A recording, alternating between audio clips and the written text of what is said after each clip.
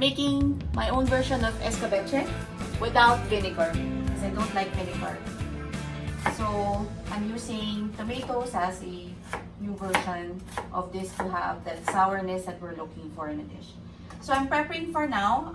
Obviously, we need to have our sauté ingredients. So our tomatoes, okay, this is because the groceries or yung mga markets natin, so hard na to find ripe tomatoes. So this is the farthest I can go. It's always the good way to go. Wash your ingredients.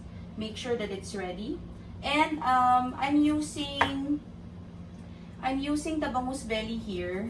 I'm making it a little bit different than your normal escabeche because I'm using my Italian Lovers. So one of the things that I learned in my culinary school is make sure that you're always clean, your area is always clean.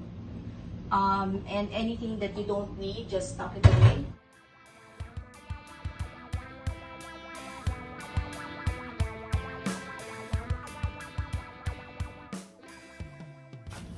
Yan po siya, right? Okay, may kita mo yung konting burnt, that's okay, no problem. So, mainit na po. Onions first. Okay, with dried spices, if you're going to use dried spices, remember, I think my heat is too high. Remember to put your dried spices while you're sautéing. Okay? Not before or not after, especially.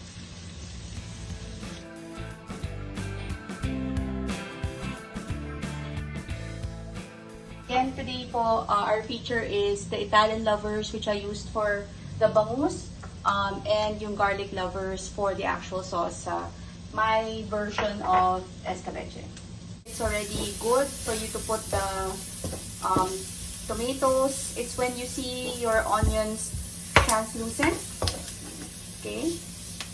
Yung medyo na nag-lighten na yung color niya or parang medyo transparent na. Okay, as you can see, I haven't even put anything else here except for the Garlic Lovers.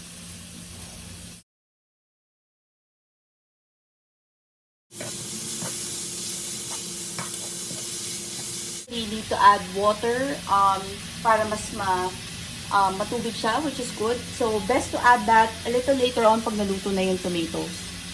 Now, I can also add salt. Okay, here's what I learned from the culinary school, and even when I was younger, my lola ended up telling me this over and over again. Ang salt hindi po sa dulo nilalagay. Right? Ang salt nilalagay siya by layers. So every, in this case kasi sauté yung ginagawa, just add a bit of salt. And as you continue to taste, saka ka lang nagdadagdag, hindi yung final blow na dami yung lalagay kagad na salt in the end. It's time na po for us to put the bell pepper. As you can see, luto na yung tomatoes. So you put the bell pepper. Make sure just continue to boil it. I also added a bit of salt earlier before I went on video again.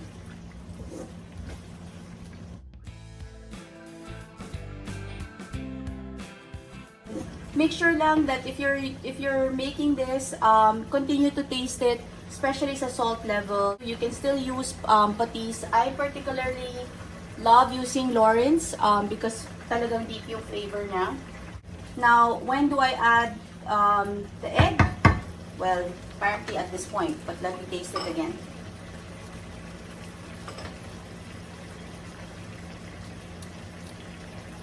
Wow, sarap. Okay, tama na yung salt, tama din yung pepper taste. Okay, so now it's time to put, kasi meron siyang sour flavor, garlicky, and then the pepper is really good. I have to now reduce the heat because it's time for me to add the egg. Okay, beaten 4 eggs for this.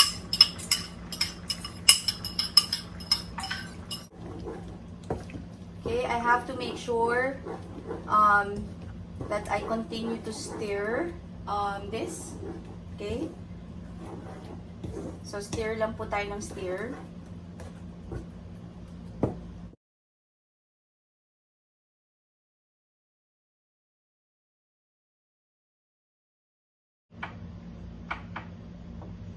And then, with your clean hands, put your fish on top.